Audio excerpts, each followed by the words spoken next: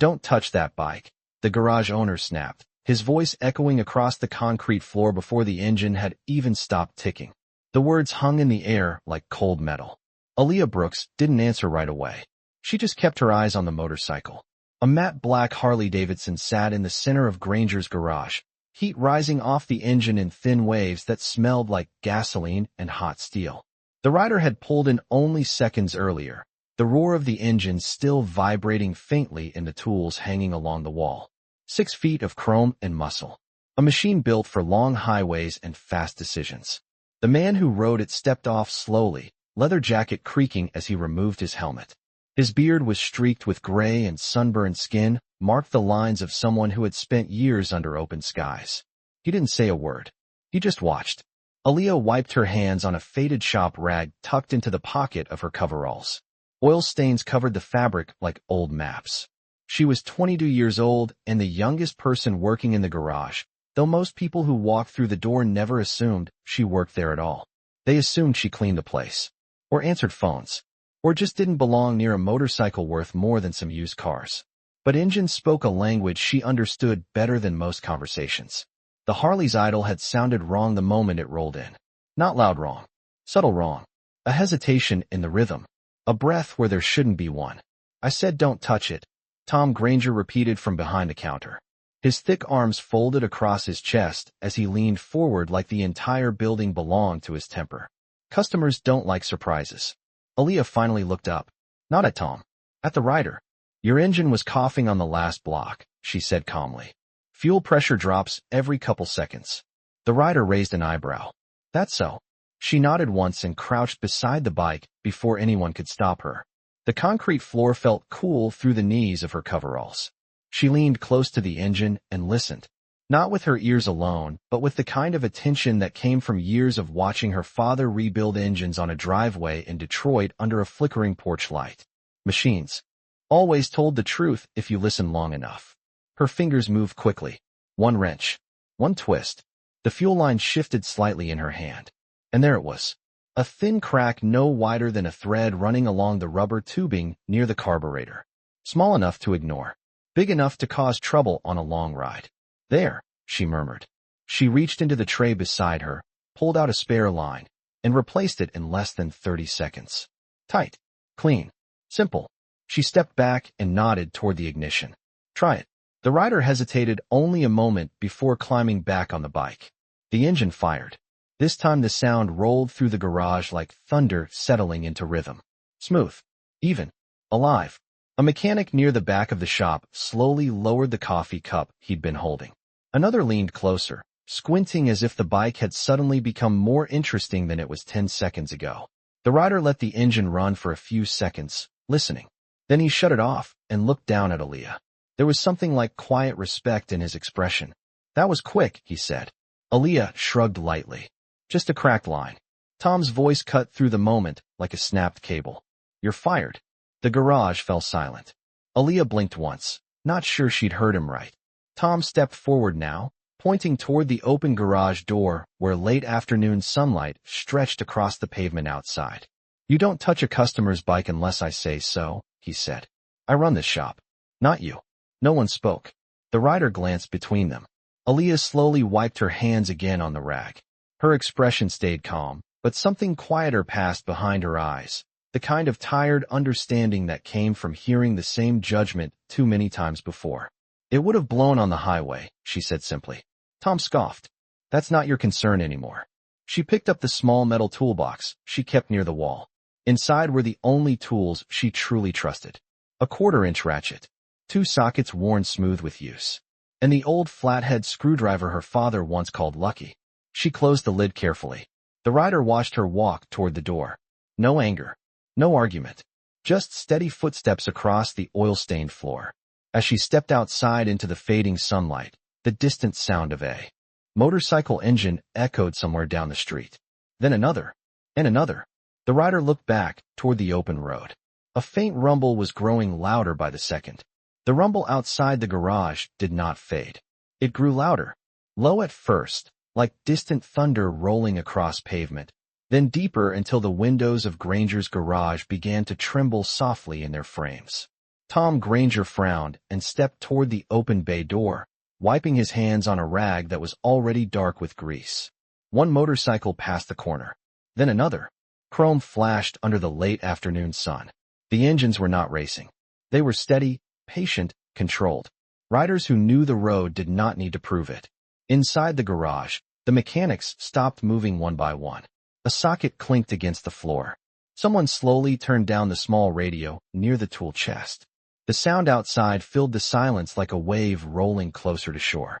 Jack Maddox stood beside his motorcycle, helmet resting against his hip, eyes fixed on the street. His expression had changed. Not surprise. Recognition. The first motorcycle rolled into the lot and stopped.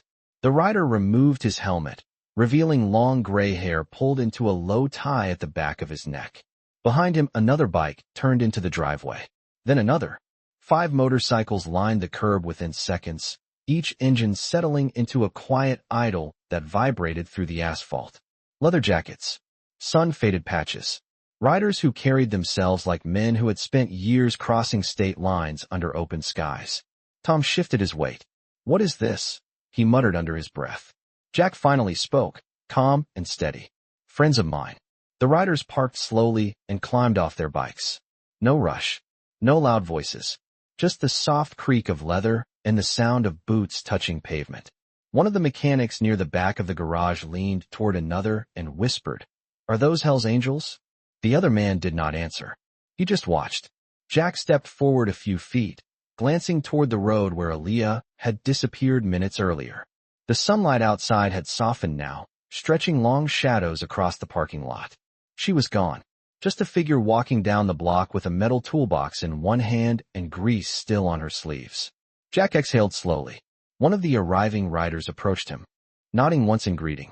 "We heard the engine," the man said. "Sounded rough when you came through Maple Street." Jack gave a small nod. Fuel line cracked. The man looked down at the Harley and then back at Jack. "You fix it already?" Jack tilted his head toward the garage behind him. "She did." The man glanced past him into the shop where Tom still stood near the counter, arms folded as if stubbornness alone could control the situation.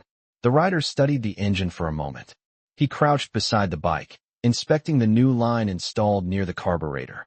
His fingers brushed the connection. Tight, clean, professional. He stood again slowly. "That was done right," he said quietly. Inside the garage, Tom cleared his throat loudly. "If you are all here for repairs," he called out, forcing a confident tone, "you are in the right place. Best shop in the county." Jack looked at him for a long second. Then he asked one simple question. "Where is the girl who fixed my bike?" Tom blinked. "What girl?" Jack did not move. The other riders turned their heads slightly toward the garage entrance, waiting. The air felt heavier now. Not hostile, just tense, like a moment before a storm when the wind stops moving. Tom gave a small laugh that sounded forced even to himself. "Just a helper," he said quickly. "She does not work here anymore." Jack's eyes narrowed slightly. "Does not work here anymore," he repeated. Tom shrugged. "I run the shop." She touched a customer bike without permission. That is not how business works. The riders exchanged glances. One of them scratched his beard slowly as he looked toward the street where Aaliyah had walked away. Jack turned back to his motorcycle and ran his hand along the chrome tank. The metal reflected the fading sunlight like liquid silver.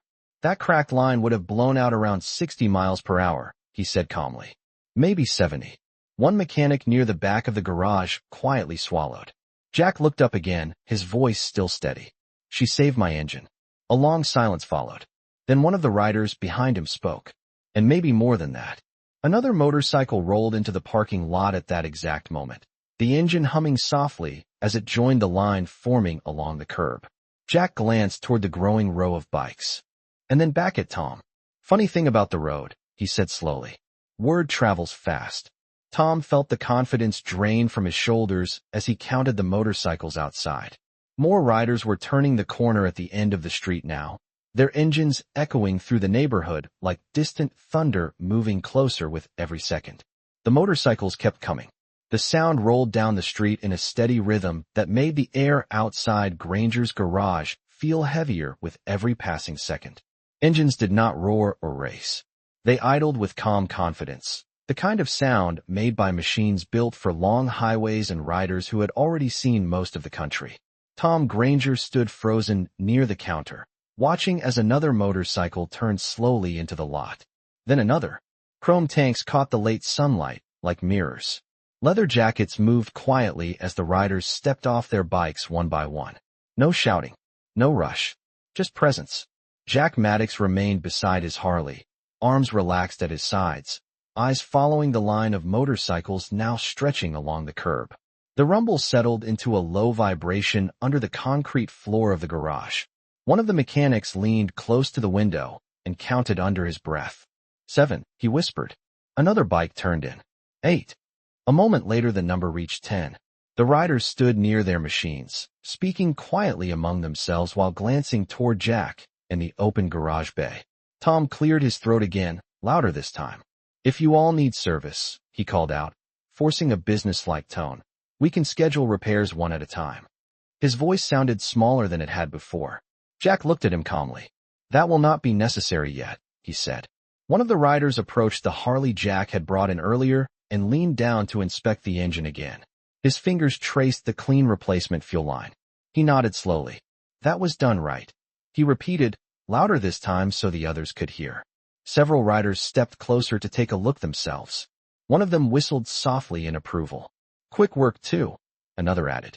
Tom tried to regain control of the moment. Look, he said, stepping forward with a forced smile. Whoever fixed that line. We have plenty of trained mechanics here. Jack turned his head slightly. You mean the girl you fired? The words landed quietly but carried weight in the still air. Tom hesitated. She was not following shop rules. Jack glanced toward the street again. The sidewalk stretched empty in the fading sunlight. Aaliyah Brooks had already walked far beyond the corner. Her toolbox had swung lightly at her side as she left, footsteps steady and calm. She had not looked back once. Jack spoke again, slower now. She listened to the engine for 5 seconds. One of the riders nodded. Most mechanics would have run a full test first. Another rider added, or replaced half the parts before finding the problem. Jack rested his hand on the chrome tank of his motorcycle. The metal reflected the line of bikes parked outside like a row of silver shadows. She knew exactly where to look. A long pause followed. Then one of the riders spoke from near the back of the group. Where did she go? Jack shrugged slightly. Down the street. Several riders turned their heads in that direction at the same time. Tom shifted uncomfortably. You all came here for repairs, right? He said quickly. We can take care of whatever you need. One rider chuckled softly under his breath. Another shook his head. Jack looked back toward Tom, his voice calm but firm. You see all these motorcycles? Tom glanced outside again and counted the rows stretching along the curb. 10 bikes. 11 now. Another rider had just pulled into the lot and parked beside the others. Jack continued. Most of them need something fixed. Tom forced a small smile. Then you came to the right place. Jack tilted his head slightly. Maybe. One of the riders stepped forward and spoke clearly so everyone could hear. But we want the mechanic who fixed that fuel line. The other riders nodded quietly. The message traveled through the group without anyone needing to repeat it again. Jack looked toward Tom one last time. Funny thing about riders, he said slowly. When someone proves they know engines, word spreads fast. Another motorcycle turned the corner at the end of the street and rolled toward the garage. The line of bikes grew longer. The mechanics inside the shop watched in silence as the parking lot filled with chrome and leather and quiet expectation. Tom finally understood what was happening. Every one of those riders had come for the same reason. And the only person they trusted to touch their engines had just walked away down the street with a small metal toolbox and grease still on her hands. The silence inside Granger's garage stretched longer than anyone expected. Outside, the row of motorcycles now filled nearly the entire parking lot, chrome and steel catching the fading orange glow of late afternoon. Engines idled softly like a distant storm that had chosen to wait instead of passing by. Tom Granger stood near the counter, his arms no longer folded with confidence, but hanging stiffly at his sides. He looked from one rider to another, then back at Jack Maddox, as if hoping the moment would somehow resolve itself. It did not. Jack rested his hand on the seat of his Harley and looked calmly toward the street where Aaliyah had disappeared. You fired the only mechanic who actually fixed my bike, he said quietly. The words were not loud, but they carried across the garage floor with the weight of simple truth. One of the other riders stepped forward and glanced around the shop. Tool chests lined the walls. Fluorescent lights hummed faintly overhead. A half-disassembled engine sat on a stand near the back corner, forgotten now as every eye stayed fixed on the conversation at the entrance. The rider spoke slowly. Most shops we visit charge $100 just to tell us something might be wrong. Another rider nodded. Then they replace parts that do not need replacing. Jack looked down at the polished tank of his motorcycle again. She did not guess, he said. She listened. The rider beside him gave a quiet laugh. Not many mechanics do that anymore. Tom cleared his throat again and forced a tight smile. Look, he said carefully, trying to regain control of the situation. We have trained professionals here. If you all need repairs, we can get started right now. One of the riders tilted his head and asked a simple question. Can they hear an engine problem in 5 seconds? Tom hesitated. No one answered. The mechanics standing near the tool benches avoided eye contact with the riders outside. They had seen what Aaliyah did. They had heard the engine before and after. They knew the difference. Jack finally stepped forward toward the entrance of the garage. The sunlight behind him cast a long shadow across the concrete floor. You see, he said calmly. When someone knows their work, riders remember. Another motorcycle rolled slowly into the parking lot behind the others, the rider raising a hand in greeting as he shut off the engine. The line of bikes now stretched nearly to the corner of the street. Jack gestured lightly toward them. That is a lot of engines. Tom glanced outside again and swallowed quietly. The meaning was becoming impossible to ignore. Each of those motorcycles represented work. Repairs. Hours of labor. Thousands of dollars in service. But every rider was waiting for the same person. The person who was no longer standing in the garage. Jack continued, his voice steady. We trust the mechanic who fixed the bike. The riders behind him nodded in quiet agreement. One of them crossed his arms and looked toward Tom. So where is she? Tom shifted his weight uncomfortably and wiped his hands on his shirt even though there was no grease on them. She left, he said. Jack tilted his head slightly. Then the repairs leave with her. The words settled into the room like dust after a long ride. For several seconds no one spoke. The hum of the fluorescent lights and the quiet ticking of cooling engines filled the silence. Finally, one of the riders turned back toward his motorcycle and placed his helmet on the seat. Guess we wait, he said calmly. Another rider leaned against his bike and folded his arms. A third rider sat casually on the curb beside the parking lot. No one started their engines again. They were not leaving. Tom stared at the growing line of motorcycles outside his shop and felt something sink slowly in his chest. Every rider in that lot had come for repairs, and every one of them had decided they would rather wait for the mechanic he had just sent away than let anyone else touch their machines. The riders did not move.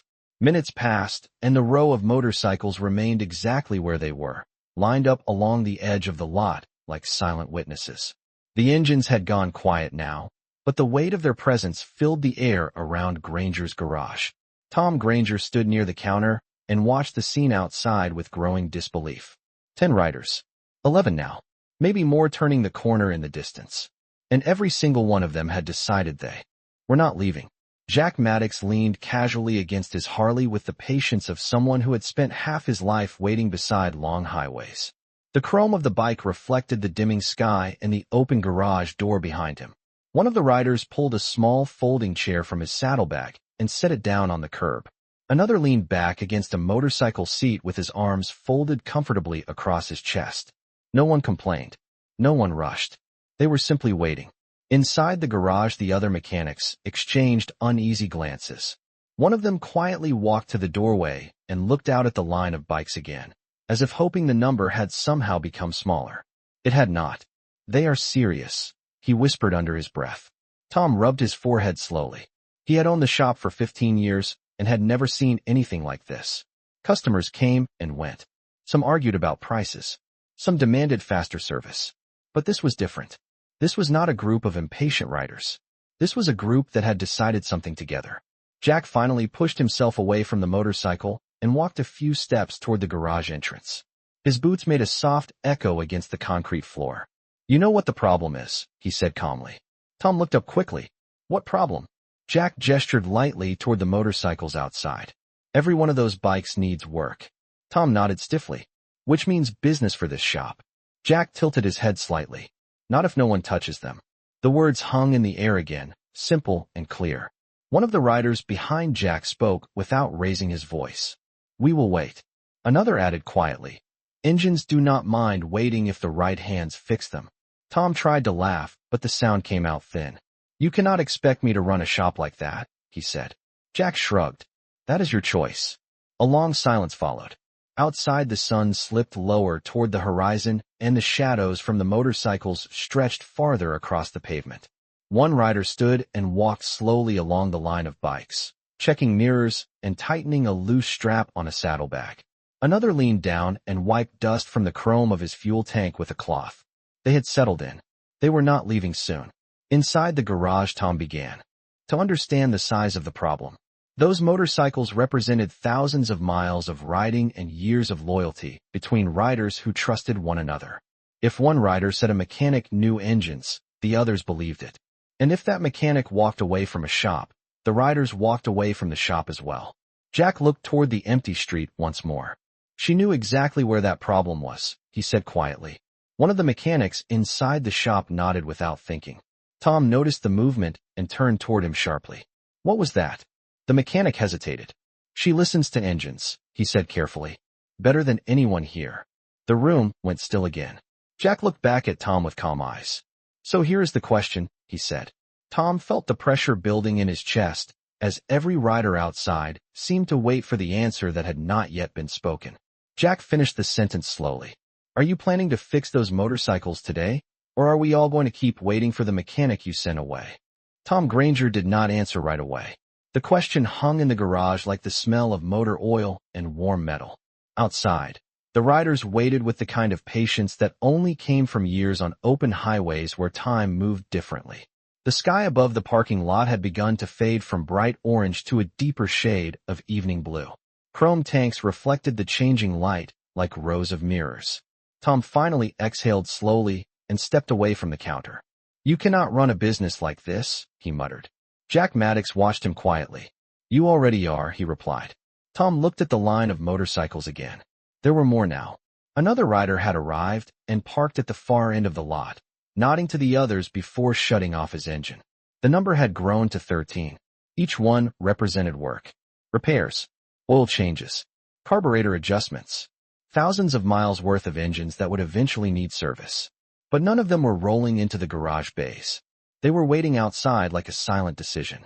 Inside the shop, the mechanics shifted uneasily. One of them picked up a wrench and set it down again without using it. Another wiped a clean rag across a workbench that was already spotless.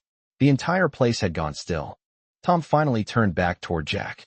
You expect me to chase someone down the street because she touched a bike without permission? Jack shrugged lightly. I expect you to decide if you want those motorcycles repaired here. The answer was obvious, but Tom was not ready to say it. Instead, he walked toward the open garage door and stared down the street where Aaliyah had walked earlier. The sidewalk stretched quiet under the dimming sky. A few small shops lined the block. A diner sign flickered on across the road. But the young mechanic with the metal toolbox was no longer in sight. Jack spoke again, his voice calm. She did not argue with you. Tom did not respond. She did not complain either. Jack continued. One of the riders leaned against his bike and nodded slowly. She just fixed the engine. Another rider added quietly. Then she left. The simplicity of it seemed to make the moment heavier. Tom rubbed his jaw slowly as the truth settled deeper into the room. Aaliyah Brooks had done exactly what a mechanic was supposed to do. She had listened to the engine, found the problem, fixed it, and walked away when she was told to leave. No noise, no drama, just skill. One of the younger mechanics inside the shop finally spoke from near the back wall. She rebuilt a transmission here last winter, he said quietly. Tom looked at him sharply. The mechanic continued, a little more confident now. Truck came in with a stripped gear. None of us wanted to open the whole assembly. She did it in 2 hours. Another mechanic nodded. And it worked. The riders outside listened carefully. Jack glanced toward them and then back to Tom. Sounds like she knows engines. Tom looked down at the concrete floor for a moment. 15 years of running the shop had taught him how quickly reputation could travel through a town. One mistake could spread faster than any advertisement. And right now 13 motorcycles were parked outside his business because of one decision he had made less than 20 minutes earlier. Jack took a step closer to the entrance and looked down the quiet street again. "She cannot be far," he said. One of the riders checked the time on a small watch strapped over his glove. Another rider stretched his arms and sat back down on the curb, like someone settling in for a long stop. They were not impatient. They were simply certain. Tom felt the weight of the moment pressing harder now. The riders were not threatening him. They were not raising their voices. But their message was clear in the quiet way they had chosen to wait. Jack turned slightly and looked back toward Tom one more time. "Engines remember good mechanics," he said slowly. "And riders remember them too." The last light of the evening slipped across the pavement outside the garage as Tom stood in the doorway staring down the empty street, realizing that the future of his entire shop might depend on finding the mechanic he had just told to leave. Tom Granger remained standing at the garage entrance, staring down the street, as if the answer to his problem might appear if he waited long enough.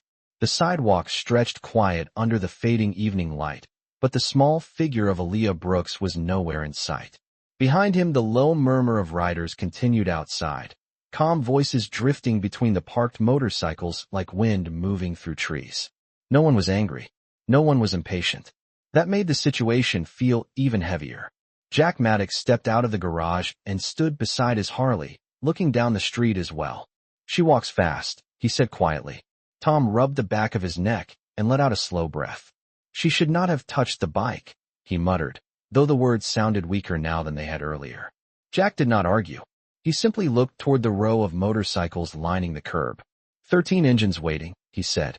One of the riders leaned forward on his handlebars and added with a small smile, "And none of them moving." Another rider sat on the curb and tapped the side of his boot against the pavement. The rhythm echoed softly through the still air. They had all settled in. The mechanics inside the shop continued watching through the open bay door. One of them stepped forward carefully. "She usually walks toward the old gas station on 3rd Street, he said. Tom turned toward him quickly. "What do you mean usually?" The mechanic shrugged slightly. "That is where she catches the bus." The information hung in the air for a moment. Tom looked down the road again, calculating the distance in his head. 3rd Street was only 4 blocks away. If she had kept walking, she could not be far yet. Jack glanced at Tom. 4 blocks is not far on a motorcycle, he said calmly. Tom hesitated. The idea of chasing after someone he had just fired twisted uncomfortably in his mind. 15 years of running the shop had taught him to stand firm once he made a decision. But the row of motorcycles outside his garage told a different story. Jack seemed to read the hesitation on his face. "Engines are simple," he said slowly. "They tell you when something is wrong." One of the riders chuckled quietly. "This shop is telling you something right now." Tom exhaled again, longer this time. He could feel every set of eyes on him. Not angry eyes, just patient ones. Riders who had decided they were not leaving until the right mechanic came back. The fluorescent lights inside the garage buzzed softly overhead as the evening shadows stretched across the concrete floor. Finally, Tom stepped forward onto the pavement outside the garage. The air felt cooler now. The row of motorcycles gleamed under the dimming sky like a quiet line of promises waiting to be kept. Jack watched him carefully, but said nothing. Tom looked down the street again toward the intersection where Aaliyah had disappeared earlier. The diner sign at the corner flickered on and off with a soft buzzing sound. A few cars rolled slowly past the end of the block. Still no sign of the mechanic with the metal toolbox. Tom turned back toward the riders and rubbed his jaw. "If I bring her back," he said slowly, "you all are staying for repairs." Jack smiled slightly. "We already told you we would wait." One of the riders lifted his helmet and placed it back on his seat. "Engines do not fix themselves." Another rider added quietly. "But good mechanics do not grow on trees either." The statement settled into the evening air with simple honesty. Tom looked at the line of bikes again and realized something that had not fully sunk in before. This was not just one customer. This was a network of riders who traveled across counties and states. If they trusted Aaliyah Brooks, they would follow her wherever she worked next. And that meant every mile of road they rode could carry business away from his garage instead of toward it. Jack glanced toward the street once more. 4 blocks, he repeated calmly. Tom nodded slowly, the decision finally forming in his mind. Without another word, he stepped toward the small pickup truck parked beside the building and reached for the driver door handle. Behind him, the riders remained exactly where they were, calm and patient under the deepening evening sky, knowing that for the first time since the young mechanic had walked away, someone was finally heading down the road to find her. Tom Granger climbed into the driver's seat of the old pickup truck and closed the door with a dull metallic thud that echoed across the quiet lot. For a moment, he did not start the engine. His hands rested on the steering wheel while the fading evening light stretched across the cracked dashboard. In the rearview mirror, he could see the line of motorcycles parked outside his garage, chrome glinting under the streetlights that had just flickered on. 13 riders, all waiting. Jack Maddox stood beside his Harley with the same calm patience he had carried since the moment Aaliyah Brooks walked away. Tom finally turned the key. The truck engine started with a low rumble, and he pulled slowly out of the lot, glancing once more in the mirror before turning toward 3rd Street. The road ahead was quiet, lined with small storefronts closing for the evening. A laundromat sign buzzed softly.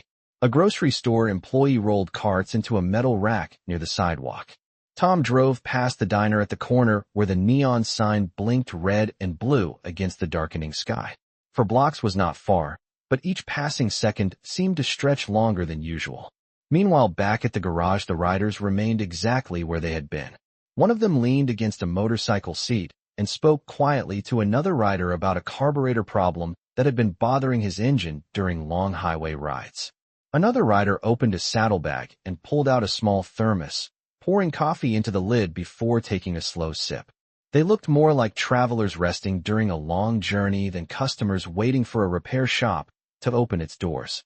Jack Maddox stood near the entrance of the garage and glanced toward the mechanics still inside. One of them finally stepped forward. "Do you really think you will find her?" the mechanic asked quietly.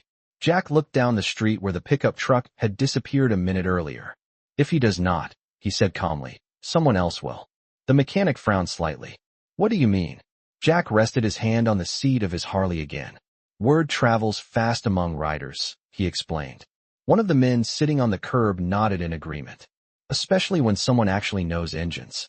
The mechanics inside the shop exchanged uneasy looks. The idea that a young mechanic they had barely paid attention to might become the most trusted name among a network of riders had not occurred to them before today. Jack seemed to sense their thoughts. "Skill does not stay hidden for long," he said quietly.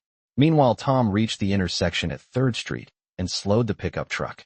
The gas station sat on the corner exactly where the mechanic had said it would be. A single pump light glowed under the metal canopy, and the small convenience store inside was nearly empty. Tom scanned the sidewalk carefully as he drove past. For a moment, he thought he had missed her. Then he saw the figure sitting on a wooden bench beside the bus stop sign. Aaliyah Brooks sat there with her metal toolbox resting at her feet. Her coveralls were still streaked with grease from the afternoon's work. She was looking down at something in her hands, turning a small wrench slowly between her fingers as if replaying the day in her mind. Tom pulled the pickup truck to the curb and shut off the engine. For a second he remained in the seat, unsure what words to say after the way he had sent her away. Outside the window, the evening air felt cooler now, carrying the distant sound of traffic from the highway beyond the town. Aaliyah looked up when she heard the truck door open. Her expression did not show surprise.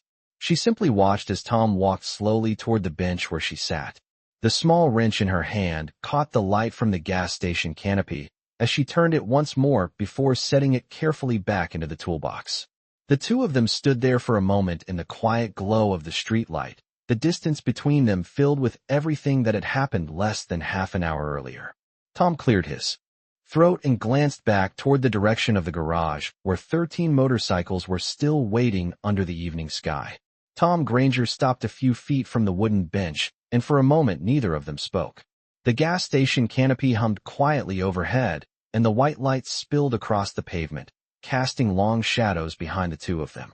Aaliyah Brooks rested her hands on the closed metal toolbox at her feet and watched him with the same calm expression she had worn when she walked out of the garage earlier. She did not look angry.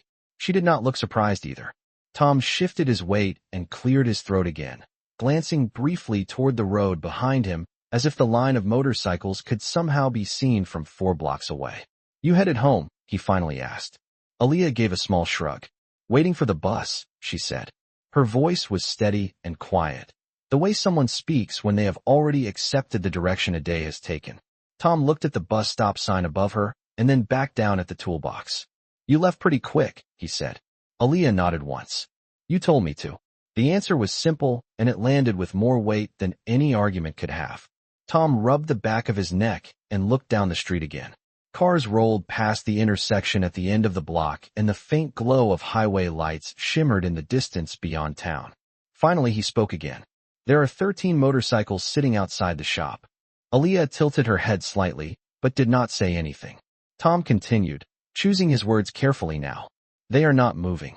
She looked down at the pavement for a moment before lifting her eyes back to him. Engines usually do that when they need work, she said calmly.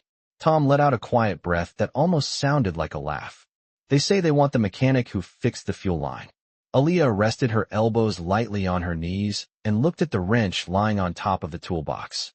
The metal tool reflected the bright white light from the gas station canopy. There are 3 other mechanics in that garage, she said. Tom shook his head slowly. They want you. The words hung in the evening air. Aaliyah leaned back slightly against the wooden bench and studied his face for a long moment. Why? She asked. Tom hesitated.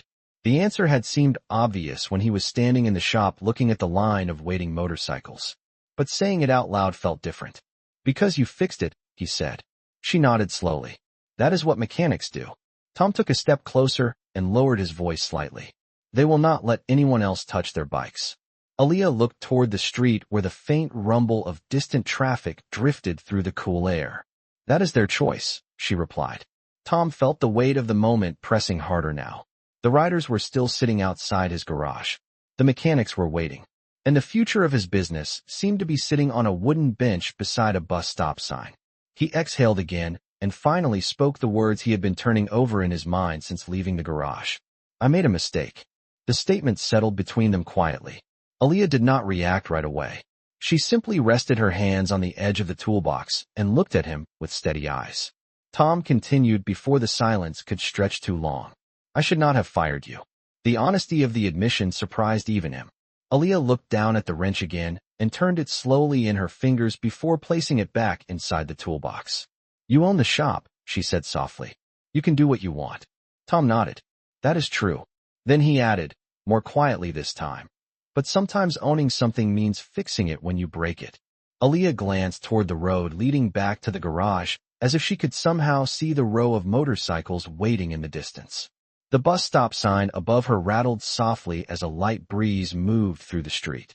Tom finally gestured toward the pickup truck parked at the curb behind him. The riders are still waiting, he said. Aaliyah looked back at him again, her expression thoughtful now as she considered the road behind him, the shop 4 blocks away, and the line of engines that had decided not to move until the mechanic who listened to them returned. Aaliyah Brooks remained seated on the wooden bench for several seconds after Tom finished speaking. The evening air moved gently through the gas station canopy, carrying the faint smell of gasoline and warm asphalt from the road. The small metal toolbox rested beside her boots, its surface scratched from years of use. She looked at it quietly, as if the answer to Tom's request might be hidden somewhere among the tools inside. Tom stood a few feet away with his hands resting awkwardly at his sides. The apology he had offered still hung between them, simple and unpolished, but honest. Finally, Aaliyah lifted her eyes toward him again. You drove 4 blocks to say that, she said calmly. Tom nodded. I did. She tilted her head slightly and studied his face for another moment. Those riders really are still waiting, she asked. Tom let out a quiet breath and nodded again. 13 motorcycles, he said. Not one of them moved. Aaliyah leaned back slightly against the bench and looked up at the darkening sky above the gas station lights. For a moment she said nothing. The steady hum of the canopy lights filled the silence. A pickup truck rolled slowly past the intersection and disappeared down the road toward the highway. Finally she looked back toward Tom. They trust their machines, she said quietly. Riders usually do. Tom nodded. They trust the person who listens to them. Aaliyah glanced toward the toolbox again and gently tapped the lid with her fingers. Engines talk, she said. Most people just do not hear them. Tom allowed himself the smallest smile at that. He had heard Jack Maddox say something very similar less than half an hour earlier. The connection between the two thoughts was impossible to ignore. Aaliyah leaned forward and rested her elbows on her knees again. If I come back, she said slowly, nothing changes tomorrow. Tom frowned slightly. What do you mean? She looked directly at him now. I fix engines, she said. That is what I do. Tom nodded. I know that. Aaliyah continued calmly. But if I walk back into that garage tonight, it cannot be because those riders forced you to ask me. The words were not sharp or angry. They were simply clear. Tom took a moment before answering. The truth of what she was saying settled in his mind. The riders had made the situation impossible to ignore, but the decision still had to belong to him. Finally, he nodded slowly. You are right, he said. The gas station lights flickered slightly. As a moth passed through the beam, Aaliyah waited, watching him carefully. Tom spoke again. You fixed that motorcycle because you knew how, he said. Not because anyone told you to. Aaliyah nodded once. Yes. Tom gestured back toward the road leading to the garage. And the reason those riders are still sitting outside my shop is because they know it too. Aaliyah studied his face quietly, searching for something in his expression. Tom took another breath and spoke the words with more certainty this time. I am asking you to come back because you are the best mechanic in that shop. The statement felt different from the apology earlier. It was not about correcting a mistake anymore. It was about recognizing something he had ignored before. Aaliyah looked down at the toolbox again. Slowly she reached forward and lifted it by the metal handle. The small latch clicked softly as the tools inside shifted. She stood up from the bench and brushed a faint line of dust from the knee of her coveralls. The bus stop sign rattled lightly above her as another breeze moved through the street. Tom watched her carefully, unsure whether she was preparing to leave or preparing to walk toward the truck. Aaliyah looked down the road toward the direction of the garage. The distance between the gas station and the shop felt shorter now than it had earlier. Somewhere beyond the intersection, 13 motorcycles were still parked under the evening sky, engines waiting for the mechanic who listened to them. She turned back toward Tom and held the toolbox at her side, the metal handle glinting in the canopy light as she considered the road ahead. Aaliyah Brooks stood beside the bench with the toolbox hanging from her hand while the quiet street stretched between her and the garage 4 blocks away. The gas station lights hummed above them, and the evening had grown darker, the sky now deep blue with the first faint stars beginning to appear over the rooftops. Tom Granger watched her carefully, unsure whether she would walk toward the pickup truck or back toward the bus stop sign. For a moment, she simply stood there, listening to the distant sound of traffic from the highway beyond town. Finally, she looked toward the road again and spoke quietly. Those riders are still there. Tom nodded. Every one of them. Aaliyah shifted, the toolbox slightly in her grip, and walked a few steps toward the curb where the pickup truck waited. She stopped beside the passenger door, but did not open it yet. Instead, she looked back toward Tom. You said 13 motorcycles, she asked. Tom nodded again. And they are all waiting for repairs. Aaliyah thought about that for a second, and then allowed the smallest smile to appear. That is a long evening of work. Tom almost laughed, but stopped himself. It might be, he admitted. Aaliyah rested the toolbox in the bed of the pickup truck and leaned lightly against the side of the vehicle. The metal body still held warmth from the afternoon sun. Those riders trust their machines, she said again. They trust the road too. Tom nodded. And tonight they trust you. Aaliyah glanced down the street once more, imagining the line of motorcycles parked under the shop lights and the quiet patience of the riders sitting beside them. Machines are honest, she said. If something is wrong, they say it.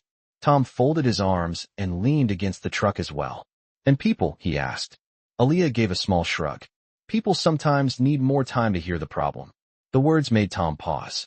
He looked down at the pavement for a moment before speaking again.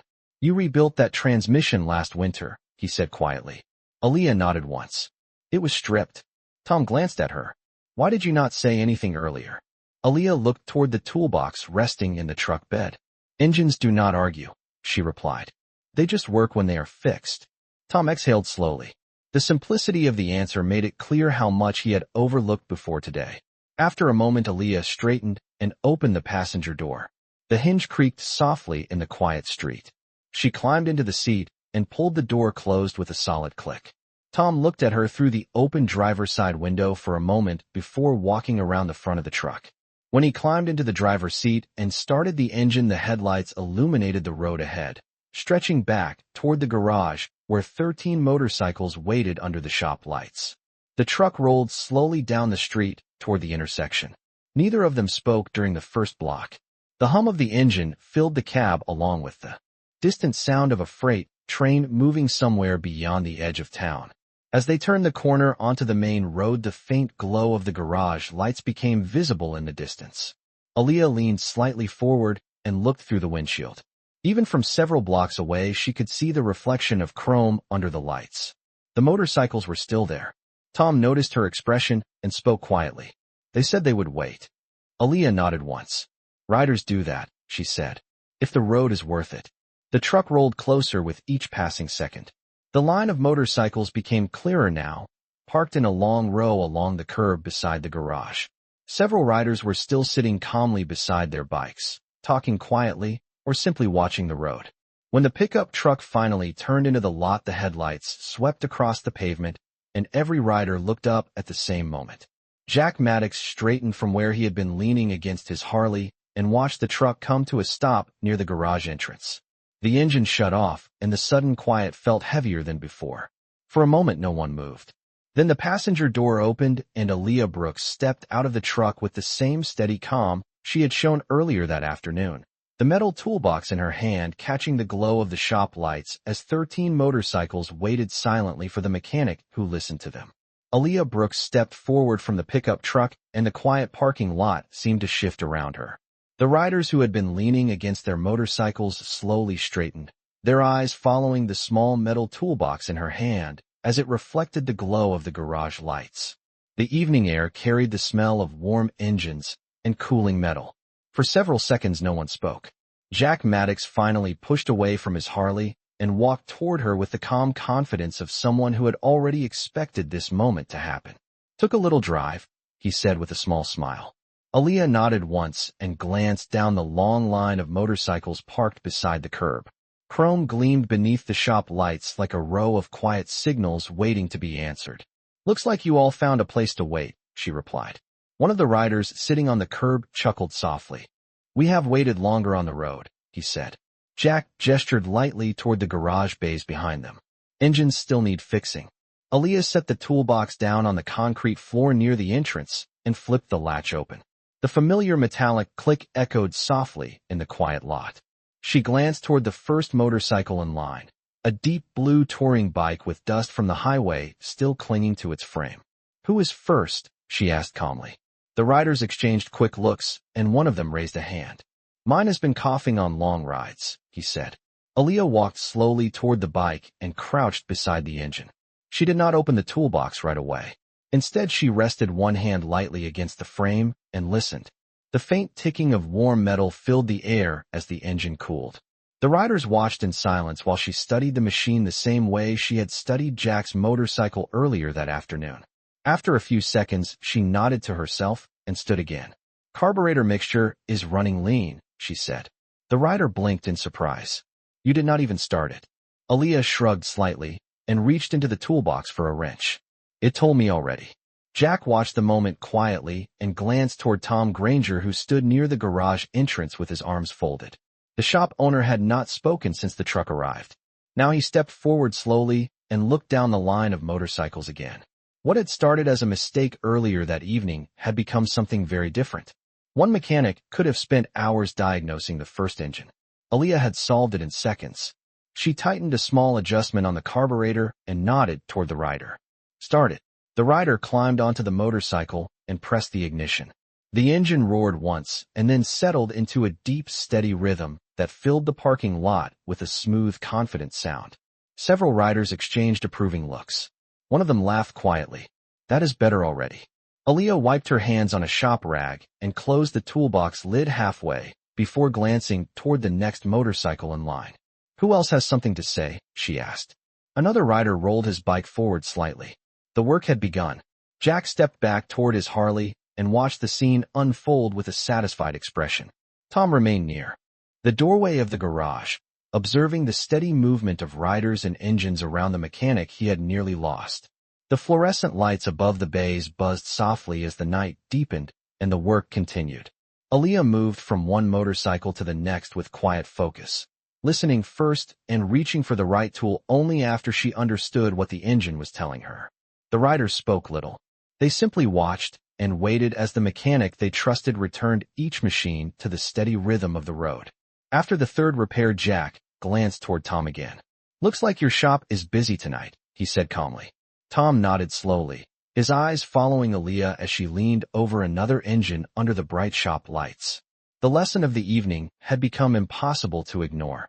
Engines might speak quietly, but the people who understood them could change everything inside a garage that had once believed it knew exactly who belonged there.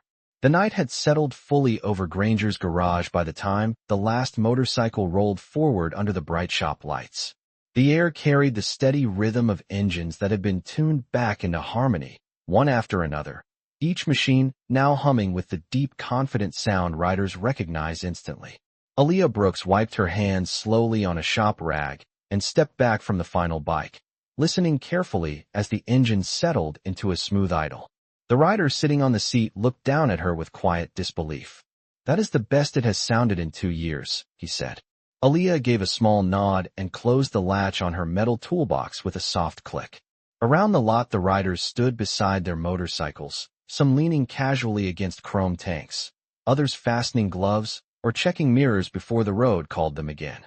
The long row of machines that had once been silent and waiting now carried a quiet energy, like a group of travelers preparing to move forward together. Jack Maddox rested his arms on the handlebars of his Harley and watched the scene with calm satisfaction. The steady glow of the garage lights reflected in the polished metal around him, turning the entire lot into a field of silver and shadow.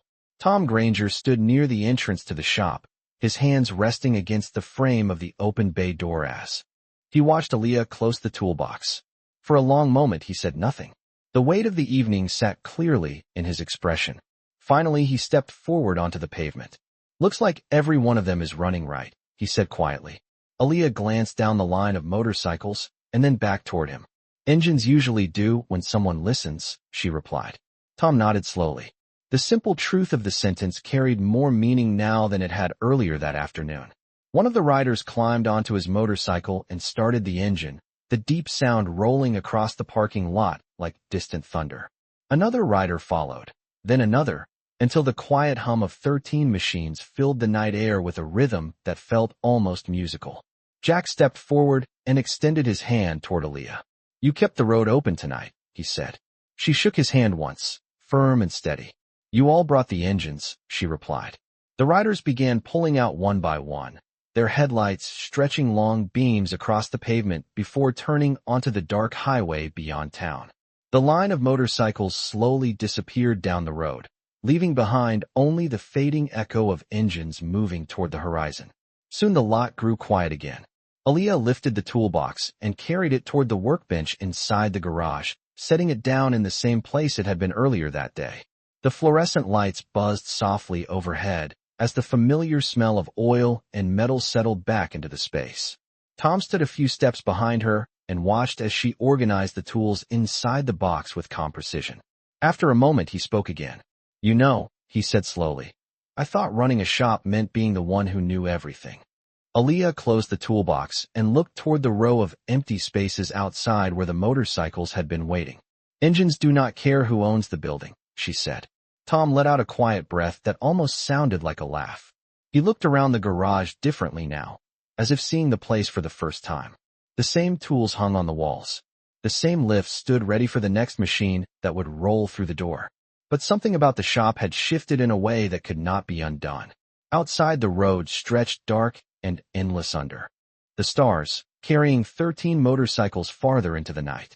Tom finally looked back toward Aaliyah and spoke with simple honesty. "You did not just fix those bikes tonight," he said. Aaliyah wiped a small line of grease from her wrist and rested her hands lightly on the toolbox. The shop lights reflected in the metal surface as she answered quietly. "No," she said. "I just listened to what they were trying to tell us."